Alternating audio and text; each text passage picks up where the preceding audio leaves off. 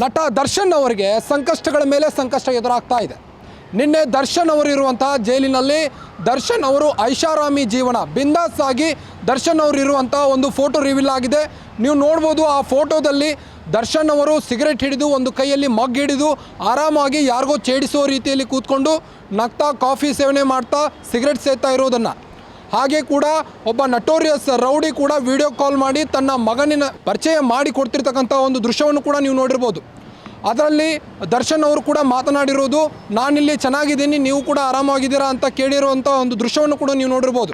ಈಗಾಗಲೇ ರೇಣುಕಾಸ್ವಾಮಿ ಅವರ ತಂದೆ ಈ ಒಂದು ಕೇಸ್ನ ಇನ್ನೂ ಚುರುಕುಗೊಳಿಸಬೇಕು ಅಂತ ಕಣ್ಣೀರಿಡ್ತಾ ಈ ಒಂದು ಕೇಸ್ನ CBIಗೆ ಒಪ್ಪಿಸಲೇಬೇಕು ಎಂದು ಪಣ ತೊಟ್ಟು ಕೂತಿದ್ದಾರೆ. ಹಾಗಿದ್ಮೇಲೆ ಈ ಬಗ್ಗೆ ಜನ ಏನು ಹೇಳ್ತಾರೆ ಅನ್ನೋದು ಕೇಳ್ಕೊಂಬರೋಣ ಬನ್ನಿ. ಮಾದಕ ವಸ್ತುಗಳು ಸಾಗಣೆ ಆಗ್ತಾ ಇದೆ ಅಂದರೆ ಯಾರಿಂದ ಅಂತ? ಯಾರಿಂದ? ಸರ್ಕಾರ ಸಿಸ್ಟಮ್ ಆಗಿರ್ಬೇಕು, ಡಿಪಾರ್ಟ್ಮೆಂಟ್ಸ್ ಕರೆಕ್ಟಾಗಿರಬೇಕು, ಹಾಕ್ಬೇಕು, ಒದೆ ಹಾಕ್ಬೇಕು. ಎಲ್ಲ ಆಗ್ತದೆ ಅಲ್ಲೆಲ್ಲ, ಅದು ಎಲ್ಲ ಆಗ್ತದೆಲ್ಲ ಏನಿಲ್ಲ, ಕಾಸು ಕೊಟ್ಟರೆ ಎಲ್ಲ ಸಿಗ್ತದೆ. ಕಾಸಿಲ್ಲ ಅಂದರೆ ನೀವು ಕಸ ಗುಸು ಬಾತ್ರೂಮ್ ಕೈ ಅವೇ ಆಗೋದು. ಕಾಸಿಲ್ಲ ಅಂದರೆ ಮುಗಿ ಕಸ ಮನ್ಸ ಅಮಾಯಕ ಅಂತ ಸಾಯ್ತಾನೆ. ರಾಜಕೀಯದವರೇ ಜಾಸ್ತಿ ಇದೆಲ್ಲ ಇದು ಮಾಡೋದು. ರಾಜಕೀಯದವ್ರು ಫಸ್ಟ್ ಇದು ಮಾಡಬೇಕು. ಈಗ ಜೈಲಾಧಿಕಾರಿಗಳೆಲ್ಲರೂ ಆಫೀಸಿಗೋದನ್ನ ಇದು ಮಾಡಿದ್ದಾರೆ, ಮೇನ್ ಆಫೀಸನ್ನ ತೆಗ್ದಾಕ್ಬೇಕು. ಬೇರೆ ಕಡೆ ಅವರೇ ಮೇನ್ ಆಗೋದು. ಅವ್ರೇನು ಮಾಡ್ತಾರೆ, ಅವ್ರು ಹೇಳಿದ್ಮೇಲೆ ಇವ್ರು ಮಾರೇ ಮಾಡ್ತಾರೆ. ನನಗೆ ಇಷ್ಟು ಕೊಡು ಅಂದರೆ ಎಲ್ಲಿಂದ ಮಾಡ್ತಾರೆ? ಈಗ ನನಗೆ ಇಷ್ಟು ದುಡ್ಡು ಬೇಕು ಅಂದಾಗ ಅವನು ಮಾರೇ ಮಾಡ್ಬೇಕು ಆ ಕೆಲಸನ ಅಧಿಕಾರಿ. ಅದು ತಪ್ಪು, ಅದು ನಿಲ್ಲಿಸ್ಬೇಕು ಮೇನು. ಅದು ಈಗ ಒಬ್ಬ ಸೆಲೆಬ್ರಿಟಿಗೆ ಈ ರೀತಿಯಾದಂಥ ಆತಿಥ್ಯ ಕೊಡ್ತಿದ್ದಾರೆ. ಅದೇ ಕಾಮನ್ ಕೈದಿ ಆಗಿದ್ರೆ ಇಷ್ಟೊಂದು ಕೊಡ್ತಿದ್ರಾ? ಮಾತ್ರ ದುಡ್ಡಿದ್ದು ಅವನು ಕೊಡ್ತಾರೆ. ದುಡ್ಡು ಐತ ನಿಮ್ಮ ತವ ಅವನು ಮನ್ಸನೇ ದರ್ಶನ್. ಅವ್ನು ಹೀರಾಗೋಕೆ ಯಾರು ಕಾರಣ? ನಾವು ಪಿಕ್ಚರ್ ನೋಡಿ ಹೀರಾಗೋದು, ನಮ್ಮಿಂದ ಹೀರಾಗೋದು. ಆ ಪಾಲಿ ನಮ್ಮಿಂದ ಹೀರೋ ಆಗಲ್ಲ, ಹೌದಲ್ವಾ? ನಾವು ಇದ್ರೇನೆ ಪಿಕ್ಚರ್ ನೋಡಿ ಹೀರಾಗೋದು. ಆ ಪಾಲಿ ನಮ್ಮಿಂದ ಹೀರೋ ಆಗೋಕ್ಕಾಗಲ್ಲ. ನಾವು ಇದ್ರೇನೆ ಹೀರಾಗೋದು ಪನ್ಸ. ಈಗ ದೊಡ್ಡ ದೊಡ್ಡ ರೌಡಿಗಳವರೆಲ್ಲ ಈ ಕೋಣನ್ ಕುಂಟೆ, ವಿಲ್ಸನ್ ಗಾರ್ಡನ್ ನಾಗ ಆಗಿರ್ಬೋದು ಅಥವಾ ಸೀನು ಆಗಿರ್ಬೋದು, ಇವರೆಲ್ಲ ದೊಡ್ಡ ದೊಡ್ಡ ರೌಡಿಗಳು. ಇವ್ರ ಜೊತೆ ಇವ್ರದ್ದೇನು ಸಂಪರ್ಕ ಒಬ್ಬ ಸೆಲೆಬ್ರಿಟಿಯಾಗಿ ಅಂತ? ಅದು ನಾನು ತಪ್ಪು ಅವೆಲ್ಲ ಹೇಳಲ್ಲ ಸರ್. ಅದು ಅವ್ರ ಬಗ್ಗೆ ಅವ್ರು ಬಿಟ್ಟಾಕಿ ದುಡ್ಡಿದೆ ನೋಡಿ. ನಮ್ಮ ಹೇಳ್ತಲ್ವಾ, ನಿಮ್ತಾವ್ ದುಡ್ಡಿಲ್ಲ ಅವ್ನತಾವ್ ದುಡ್ಡಿದೆ, ನಿಮಗೂ ಮಹಾರಾಜನ್ ಸರ್ ಸಿಕ್ಕೇ ಅಲ್ಲಿ ಜೈಲಲ್ಲಿ. ಈಗಿಂದಲ್ಲ, ಅದು ಆ ಕಾಲದಿಂದ ನಡೀತೈತಿ. ಗಾಂಜಾ ಸಿಗ್ತದೆ, ಎಲ್ಲ ಸಿಗ್ತದೆ, ಮೊಬೈಲು ಗಾಂಜಾ ಎಲ್ಲ ಸಿಗ್ತದೆ. ಯಾಕೆ ಬರ್ತದೆ ಅವೆಲ್ಲ? ಒಬ್ಬ ಮನುಷ್ಯ ಅಲ್ಲಿ ಹೋದ, ಈಗ ಇಲ್ಲಿವರೆಗೆ ದುಡ್ಡು ಸಿಕ್ಕಲ್ಲ. ಅದು ದುಡ್ಡು ಫೈನಾನ್ಸ್ ಸಿಗ್ತದೆ ಗೊತ್ತಾ? ಅದು 20% ಫೈನಾನ್ಸಲ್ಲಿ ಬೆಳಿಗ್ಗೆ ಕೊಟ್ಟರೆ ಸಂಜೆ ಕೊಟ್ಟಿರ್ಬೇಕು. ಇಲ್ಲಿ ಸಿಕ್ಕಲ್ಲ, ಅಲ್ಲಿ ಫೈನಾನ್ಸ್ ಸಿಗ್ತೈತಿ. 20% ಲೆಕ್ಕ ಹಾಕೋದು. 10 ಸಾವಿರಕ್ಕೆ ಎಷ್ಟು? 200 ರೂಪಾಯಿ ಬಡ್ಡಿಗೆ. ಹೆಂಗೆ ಸಿಗ್ತದೆ ಅದೆಲ್ಲ ಬಡ್ಡಿಗೆ? ಎಲ್ಲ ಸಜಾ ಆಗಿದ್ರೆ ಅವ್ರ ಅಡ್ಜಸ್ಟ್ಮೆಂಟು. 14 ವರ್ಷ ಸಜಾ ಆಗಿದ್ದು ಅವ್ನಿಗೆ ಮನೆಗೆ ದುಡ್ಡು ಕಳಿಸ್ತಾನೆ. ಹೆಂಗೆ ಬರ್ತದೆ ದುಡ್ಡು ಅವ್ರಿಗೆ? ಎಲ್ಲ ಅವೆಲ್ಲ ಕಾನೂನು ಸರಿ ಇಲ್ಲ.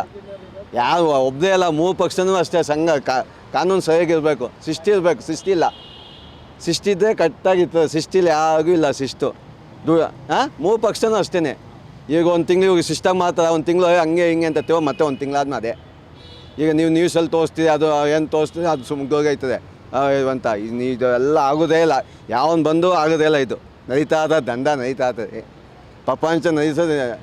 ಏನಂದರೆ ಅಮಾಯಕತೆ. ನಾವು ಈಗ ಎಲೆಕ್ಷನ್ ಫ್ರೀ ಕೊಟ್ಟು 5 ಫ್ರೀ ಕೊಟ್ಟರು. ಏನು ಕೊಟ್ಟರು? ಎಲ್ಲ ಎಣ್ಣೆ ಮೇಲೆ 20 ರೂಪಾಯಿ ಜಾಸ್ತಿ ಮಾಡೋದು. 3 ಸಲ ಜಾಸ್ತಿ ಮಾಡೋದು. ಯಾರ ಮೇಲ್ತಾರೆ? ಗಂಡನ ತೀತಿ ಹೆಂಡತಿ ಕೊಡ್ತಾರೆ. ನಮ್ಮ ಮನೆಯಿಂದ ಅವ್ರ ಮನೆಯಿಂದ ಯಾವ ತನಕ ಇವಾಗ 500 ಕೋಟಿ ಇದ್ದು 1000 ಕೋಟಿ ಮಾಕತ್ತೆ ಒಬ್ಬ MLA. ದೊಡ್ಡ ದೊಡ್ಡ ಲೀಡರ್ಗಳು ಇರ್ತಾರೆ, ಸಪೋರ್ಟ್ ಮಾಡ್ತಾರೆ. ಅವ್ರೇನು ಮಾಡೋಕ್ಕಾಗಲ್ಲ. ಅಧಿಕಾರಿಗಳು ಏನು ಮಾಡೋಕ್ಕಾಗಲ್ಲ. ಎಲ್ಲ ಇದ್ರ ಮೇಲೆ ರೆಕಮೆಂಡ್ ಮೇಲೆ ಹೋಗುತ್ತೆ ಅದೆಲ್ಲ. ಸೆಲೆಬ್ರಿಟಿಯಾಗಿ ಇವ್ರದ್ದೇನು ಸಂಪರ್ಕಗಳು ಅಂತ ರೌಡಿ ಶೀಟರ್ಗಳ ಜೊತೆ? ಅದ್ರ ಬಗ್ಗೆ ನಮಗೇನು ಗೊತ್ತಿಲ್ಲ. ಅದೇನು ಸಂಪರ್ಕ ಯಾಕೆ ಇಟ್ಕೋತಾರೆ ಏನೋ ಗೊತ್ತಿಲ್ಲ. ಅದೆಲ್ಲ ಇಂಟರ್ನಲ್ಗಳು ಇರ್ತವೆ. ಈಗ ಒಬ್ಬ ಕಾಮನ್ ಕೈದಿನ ನೋಡೋ ರೀತಿಯೇ ಬೇರೆ ಇರುತ್ತೆ. ಈಗ ಸೆಲೆಬ್ರಿಟಿ ಅಂದಮೇಲೆ ಅವ್ರಿಗೆ ಈ ರೀತಿಯಾದಂಥ ಐಷಾರಾಮಿ ಜೀವನವನ್ನು ನಡೆಸಲಿಕ್ಕೆ ಇಷ್ಟೆಲ್ಲ ಅವ್ರಿಗೆ ಮೊದಲು ದರ್ಶನ್ ಹೇಗಿರ್ತಾನೋ ಏನೋ ಅನ್ನೋಲ್ಲೆಲ್ಲ ಪ್ರಶ್ನೆ ಹುಟ್ಟಾಗ್ತಿತ್ತು. ಮನೆ ಊಟದಗೋಸ್ಕರ ರಿಟರ್ಜಿ ಸಹ ಹಾಕಿದ್ರು. ಈಗ ಅದೆಲ್ಲ ಮೀರಿ ಅವ್ರಿಗೆ ಆರಾಮಾಗೇ ಇದ್ದಾರಲ್ಲ, ಮತ್ತು ಹಾಗಿದ್ರೆ ಒಂದು ಜೈಲಿಗೆ ಹಾಕೋದು ಯಾಕೆ? ಮತ್ತು ಹೊರಗಡೆ ಇರೋದು ಒಂದೇ ಥರ ರೀತಿ ಇದ್ದಾರೆ, ಒಳಗಡೆ ಇರೋದು ಒಂದೇ ರೀತಿ ಇದ್ದಾರೆ. ಈಗ ಹೊರಗಡೆಗಿನ್ನ ಜೈಲಲ್ಲಿ ಚೆನ್ನಾಗಿದ್ದಾರೆ. ಈಗ ಜೈಲಲ್ಲೇ ಚೆನ್ನಾಗಿ ನೋಡ್ಕೊತಾ ಇದ್ದಾರೆ ಅವ್ರನ್ನ ಅಷ್ಟೇ. ದುಡ್ಡಿರೋರಿಗೆ ದುಡ್ಡಿರೋರಿಗೆ ಇದು ಕಾನೂನು, ಈ ದುಡ್ಡಿರೋರಿಗೆ ಏನು ಕಾನೂನಿಲ್ಲ, ಬಡವ್ರಿಗೆ ಮಾತ್ರ ಕಾನೂನು. ಈಗ ಈ ಗೃಹ ಇಲಾಖೆ ಬಗ್ಗೆ ಹೇಳೋದಾದ್ರೆ ಏನು ಹೇಳ್ತೀರಿ? ಈ ರೀತಿಯಾದಂಥ ಇನ್ಸಿಡೆಂಟ್ಗಳ ಪರವಾಗಿ ಗೃಹ ಇಲಾಖೆ ಬಗ್ಗೆ ಏನು ಹೇಳೋಕ್ಕಾಗುತ್ತೆ? ಬಡವ್ರಿಗೆ ಒಂದು ಕಾನೂನು, ಸಾಹುಕಾರರಿಗೆ ಒಂದು ಕಾನೂನು ಅಂತ ಹೇಳ್ಬೇಕಾಯ್ತದೆ ಅಷ್ಟೇ. ಸೆಲೆಬ್ರಿಟಿಯಾಗಿ ಇವರು ಬೇರೆ ಕೈದಿಗಳನ್ನ ಹಾರ್ಗಡಿಸ್ತಾರಲ್ಲ. ಇನ್ನೊಂದು ಕಂಟ್ರಿನಲ್ಲಿ ಕರಪ್ಷನ್ನು ಎಲ್ಲ ಜಾಗದಲ್ಲೂ ಇದೆ, ಇಲ್ಲೂ ಇದೆ ಅಷ್ಟೇ. ಅದೊಂದೇ ಇದು ಸೊಲ್ಯೂಷನ್. ಆ ಸೊಲ್ಯೂಷನ್ ಕರಪ್ಷನ್ ಯಾವಾಗ ಇದಾಗುತ್ತೋ ಎರಾಡಿಕೇಟ್ ಆಗುತ್ತೋ ಅವಾಗ ಎಲ್ಲನೂ ಕರೆಕ್ಟಾಗಿರುತ್ತೆ. ಈಗ ಜೈಲಾಧಿಕಾರಿಗಳಿಗೆ ಈಗ 7 ಜನ ಅಮಾನತಾದ್ರು, ಹ್ಞೂ ಇವತ್ತಾಗಲೇ ಜಿ ಪರಮೇಶ್ವರ್ ಅವರು ಅವ್ರನ್ನ ಅಮಾನತ್ ಮಾಡಿದ್ರು. ಈ ಬಗ್ಗೆ ಏನಂತೀರಿ? Mistake, government mistake. ಒಳ್ಳೇದಾ ಅಥವಾ ಹೆಂಗೆ? ಇಲ್ಲ ಮಿಸ್ಟೇಕ್, ಗೌರ್ಮೆಂಟ್ ಮಿಸ್ಟೇಕ್ ಅಲ್ಲ. ಯಾವ ರೀತಿ ಅಂತ ಗೌರ್ಮೆಂಟ್ ಮಿಸ್ಟೇಕ್ ಅಂದರೆ? ಅವ್ರು ಆ್ಯಕ್ಷನ್ ತಗೋಬೇಕಾಗಿತ್ತು, ಅವರು ಸರ್ಕ್ಯುಲರ್ ಕಳಿಸ್ಬೇಕಾಗಿತ್ತು, ಇದೆಲ್ಲ ಮಾಡೋದು ಸರಿ ಇಲ್ಲ ಅಂತ. ಈಗ ಜೈಲಲ್ಲಿ ಈ ಒಂದು ಮಾದಕ ವಸ್ತುಗಳು ಯಾವ ರೀತಿ ಎಂಟ್ರಿ ಕೊಡ್ತಾ ಇದ್ದಾವೆ ಅಂತ, ಯಾರು ಕೊಡ್ತಾ ಇದ್ದಾರೆ ಒಳಗಡೆ ಅಂತ? ಎಲ್ಲರೂ ಕೊಡ್ತಾ ಇದ್ದಾರೆ. ಜೈಲು ಅಧಿಕಾರಿಗಳು ಸಪೋರ್ಟ್ ಇರುತ್ತೆ, ಇನ್ನೊಂದು ಅವ್ರಿಗೆಲ್ಲ ಫೆಸಿಲಿಟೀಸು ಕೊಟ್ಟಿರ್ತಾರೆ. ಅದರಿಂದ ಸಹಜ ಅದು, ಇವಾಗಿನಿಂದಲ್ಲ ಮೊದಲಿಂದಲೂ ನಡೀತಾ ಇದೆ. ಅದನ್ನ ಇದು ಮಾಡೋದಕ್ಕೆ ಯಾರ ಕೈನಲ್ಲೂ ಇನ್ನೂ ಆಗಿಲ್ಲ, ಆಗೋದು ಕಷ್ಟ ಅಂತ ಕಾಣುತ್ತೆ. ಸರ್, ಈಗ ಮೊಬೈಲ್ ಅಲಾವ್ ಇರೋದಿಲ್ಲ ಜೈಲಲ್ಲಿ, ಹೌದಾ? ಹೌದು. ಆದರೆ ಮೊಬೈಲ್ ಹೆಂಗ್ರೆ ಒಳಗಡೆ ಎಂಟ್ರಿ ಆಯಿತು ಅಂತೀನಿ ನಾನು. ವಿಡಿಯೋ ಕಾಲ್ ಮಾಡಿದ್ದಾರೆ, ವಿಡಿಯೋ ಕಾಲ್ ಮಾಡಿ ಅವ್ನು ಯಾರೋ ಒಬ್ಬರು ರೌಡಿ ಶೀಟ್ರು ತನ್ನ ಮಗನಿಗೆ ಕಾಲ್ ಮಾಡಿ ದರ್ಶನ್ಗೆ ವಿಡಿಯೋ ಕಾಲ್ ಮಾಡಿ ಮಾತಾಡಿಸ್ತಾನೆ. ಎಂಟ್ರಿನಲ್ಲಿ ಚೆಕ್ ಮಾಡೋದಿಲ್ಲ, ಅವ್ರಿಗೂ ಬ್ರೈಬ್ ಕೊಡ್ತಾರೆ. ಅಂದರೆ ಜೈಲಿನ ಎಂಟ್ರಿ ಅಷ್ಟೇ, ಅಲ್ಲಿಂದನೇ ಶುರು ಆಗುತ್ತೆ. ಹೋಗೋದಕ್ಕೇನೋ ಅದೇನೋ ಆಕಾಶದಿಂದ ಏನು ಬರೋದಿಲ್ವಲ್ಲ, ಫ್ಲೈ ಮಾಡ್ಕೊಂಡು ಬರೋದಿಲ್ವಲ್ಲ. ಅಲ್ಲ ಸರ್, ಈಗ ಜೈಲ್ ಅಂದಮೇಲೆ ಅವನೊಬ್ಬ ತಪ್ಪು ಮಾಡಿದ್ದಾನೆ, ಅವನೊಬ್ಬ ಅಪರಾಧಿ, ಅವನಿಗೆ ಅಲ್ಲಿ ಯಾವ ರೀತಿ ಶಿಕ್ಷೆ ಕೊಡಬೇಕು ಅನ್ನೋದ್ರ ಬಗ್ಗೆ ಎಲ್ಲ ಇದೆ ಜೈಲಲ್ಲಿ. ಏನೇನು ಇಲ್ಲಿ ಐಷಾರಾಮಿ ಜೀವನ ಕೊಡೋ ಬದಲಿಗೆ ಅವ್ರನ್ನ ಹೊರಗಡೆ ಬಿಟ್ಟರೆ ಮುಗಿದೋಯ್ತಲ್ಲ, ಮತ್ತು ಅವ್ರನ್ನ ಒಳಗಡೆ ಇಟ್ಕೊಂಡು ಸಾಕೋದು ಯಾಕೆ ಇಷ್ಟೊಂದು ಐಷಾರಾಮಿತನ ಕೊಟ್ಟು? ಹೊರಗಡೆ ಬಿಡಬೇಕಂದ್ರೆ ಇವಾಗ ಪ್ರೈಮ್ ಮಿನಿಸ್ಟ್ರು ಯೋಚನೆ ಮಾಡಬೇಕು.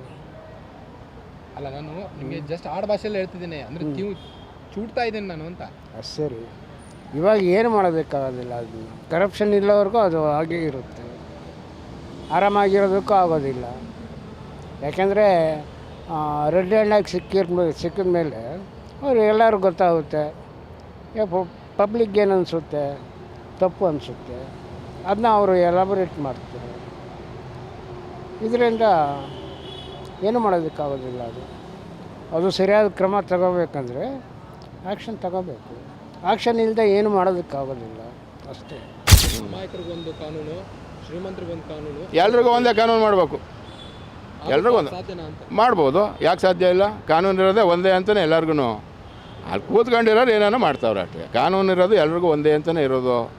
ನೀವು ಮಾಡಬೇಕಾದ್ರೆ, ವ್ಯವಹಾರ ಮಾಡಬೇಕಾದ್ರೆ ಏನೇನು ಮನಸ್ಸಿಗೆ ಬಂದಾಗ ಮಾಡ್ಕೊತಾರೆ ಅಷ್ಟೇ. ಒಂದು ಅಗ್ರಹಾರ ಇದೊಂದು ಜೈಲ ಅಥವಾ ರೆಸಾರ್ಟ್ ಅಂತ ಇದು? ಅದು ನನಗೆ ಗೊತ್ತಿಲ್ಲ, ಹೋಗಿಲ್ವಲ್ಲ, ನಾವು ನೋಡಿಲ್ವಲ್ಲ ಒಳಗೆ ಹೋಗಿ. ಅಲ್ಲ, ನೀವು ಕಾಮನ್ ಆಗಿ ತಿಳ್ಕೊಂಡಿರೋ ರೀತಿ ಜೈಲಿನಲ್ಲಿ ನೋಡ್ರಿ, ಜೈಲಿನಂಗೆ ಇರಬೇಕು. ಜೊತೆಗೇನು ಅಂದರೆ ಅವ್ರಿಗೇನು ಈ ನಿಯಮದಲ್ಲಿ ಏನದೆ, ಸಿಗರೇಟ್ ತಗೋಬೋದಾ ಮಾಡ್ಬೋದಾ ಅನ್ನೋದು ಇಲ್ಲ ಅಂದರೆ ಕೊಡಬಾರ್ದು, ಯಾರಿಗೂ ಕೊಡಬಾರ್ದು. ಪ್ರತಿಯೊಬ್ಬರಿಗೂ ಏನು ಕೈದಿಗೆ ಕಂಡೀಷನ್ ಅದೇ, ಅದೇ ಕಂಡೀಷನ್ ಎಲ್ರಿಗೂ ಅಪ್ಲೈ ಆಗಬೇಕು ಅಷ್ಟೇ. ಅದರಲ್ಲೇನು ಸೆಲೆಬ್ರಿಟಿನೂ ಒಂದೇಯ, ಇನ್ನೊಬ್ಬ ಬಡವನು ಒಂದೇಯ, ಪಿಕ್ ಪಾಕ್ ಮಾಡೋದು ಒಂದೇಯ, ಅದರಲ್ಲೇನು ವ್ಯತ್ಯಾಸ ಮಾಡಬಾರ್ದು. ಅದನ್ನು ಡಿಫ್ರೆನ್ಸಿಯೇಷನ್ ಮಾಡಬಾರ್ದು. ಯಾರೂ ಜೈಲಧಿಕಾರಿಗಳಾಗಲಿ ಇನ್ನೊಬ್ಬರೇ ಆಗಲಿ ನಿಯಮಬದ್ಧವಾಗಿ ಏನಿದೆ ಅದೇ ರೀತಿ ಟ್ರೀಟ್ಮೆಂಟ್ ಮಾಡಬೇಕು ಹೊರತು ಒಬ್ರಿಗೊಂಥರ ಒಬ್ರಿಗೂ ವಿಶೇಷವಾಗಿ ಮಾಡೋಕ್ಕೆ ಹೋಗ್ಬಾರ್ದು. ಈಗ ರೇಣುಕಾಸ್ವಾಮಿ ಕುಟುಂಬದವರು CBIಗೆ ಒಪ್ಪಿಸಿ ಅಂತ ಒತ್ತಾಯಿಸಿದ್ದಾರೆ ಅವ್ರ ತಂದೆ, ರೇಣುಕಾಸ್ವಾಮಿ ಅವ್ರ ತಂದೆ. ವಹಿಸ್ಬೇಕಾ ಹೇಗೆ ಅಂತ? ವಹಿಸಂಗಿದ್ರೆ ವಹಿಸ್ಬೋದು, ಅದರಲ್ಲೇನು ತಪ್ಪು? ಅವ್ರಿಗೇನು ಕೇಳ್ತಾರೆ ಅದನ್ನು ಇವ್ರ ವಿವೇಚನೆ ಬಿಟ್ಕೊಂಡು ವಹಿಸಂಗಿದ್ರೆ ವಹಿಸ್ಕೋಬೋದು. ಬೇಡ ಅನ್ನೋದಕ್ಕೆ ಹಾಕಬೇಕು. ಅವ್ರ ತಂದೆನೇ ವಹಿಸ್ಬೇಕು ಅಂದರೆ ವಹಿಸ್ಕೊಳ್ಳಿ. ಅಂದರೆ ಈಗ ಒಂದು ತಂದೆ ಅಂದರೆ ಒಬ್ಬ ಮಗ, ಅವನಿಗೆ ಎಷ್ಟು ಪ್ರೀತಿ ಅನ್ನೋದ್ರು ಗೊತ್ತೇ ಇರುತ್ತೆ, ತಂದೆ ವಾತ್ಸಲ್ಯ ಏನು ಅನ್ನೋದ್ರು. ಅವ್ರು ಕಣ್ಣೀರು ಹಾಕೋದ್ರ ಮೇಲೆ ಗೊತ್ತಾಗುತ್ತೆ. ಆ CBI ಅವ್ರು ವಹಿಸಿ ಅಂತ ಕೇಳಿದ್ರೆ ನ್ಯಾಯ ಇದೆ, ವಹಿಸ್ಕೊಳ್ಳಿ ಬಿಡಿ. ಏನಾದರೂ ಇಲ್ಲಿ ಅನ್ಯಾಯ ಆಗೋದಿದ್ರೆ CBI ಕೊಡಲಿ. ಅದೇ ಸರ್, ಇವತ್ತು ಈಗಾಗಲೇ ಜಿ ಪರಮೇಶ್ವರ್ ಅವರು 7 ಜನ ಅಧಿಕಾರಿಗಳನ್ನ ಅಮಾನತ್ ಮಾಡಿದ್ದಾರೆ. ಅಮಾನತ್ ಮಾಡಿದ್ರೆ ಸರಿಯಾಗಿದೆ. ಅವರು ನಿಯಮಬದ್ಧವಾಗಿ ನಡ್ಕೊಂಡಿಲ್ಲ, ಅಧಿಕಾರಿಗಳು ಅವ್ರೇನು ಪಾಲಿಸಿ ಇತ್ತು ಅದು ಮಾಡಿಲ್ಲ ಅಂದಾಗ ಅವ್ರು ಜವಾಬ್ದಾರರಾಗ್ತಾರೆ, ಮಾಡಿರೋ ಸರಿ ಇದೆ.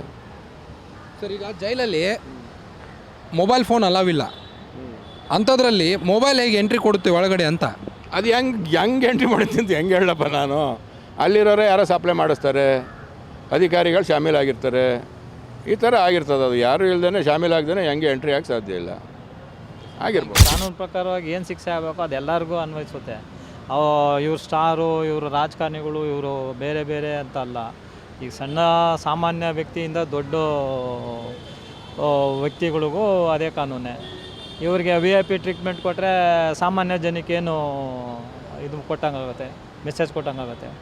ಈಗ ಇದೇ ದರ್ಶನ್ ಅವ್ರಿಗೆ ಮನೆ ಊಟ ಬೇಕು ಅಂತ ರಿಟ್ ಅರ್ಜಿ ಸಲ್ಲಿಸಿದ್ರು, ಅದು ಕೋರ್ಟು ಆಸ್ಪದ ಕೊಡಲಿಲ್ಲ, ಅದು ಬಿಡಿ ಹೋಗಲಿ. ಆದರೆ ಈಗ ಅಲ್ಲಿ ಆರಾಮಾಗೇ ಇದ್ದಾರಲ್ಲ ಅವರು, ಬಿರಿಯಾನಿ ತಿಂತಾ ಆರಾಮ್ ಕೈಯಲ್ಲಿ ಸಿಗರೇಟ್ ಹಿಡಿತಾ ಕಾಫಿ ಮಗ್ ಹಿಡಿತಾ ಐಷಾರಾಮಿ ಜೀವನನೇ ಬಿಂದಾಸಾಗಿ ಜೀವನ ಮಾಡ್ತಿದ್ದಾರೆ. ಅಂದಮೇಲೆ ಮತ್ತು ಅವ್ರು ಜೈಲಲ್ಲಿರೋಕ್ಕಿಂತ ಮನೆಯಲ್ಲಿರೋದೇ ವಾಸಿ ಅಲ್ಲ ಅಂತ.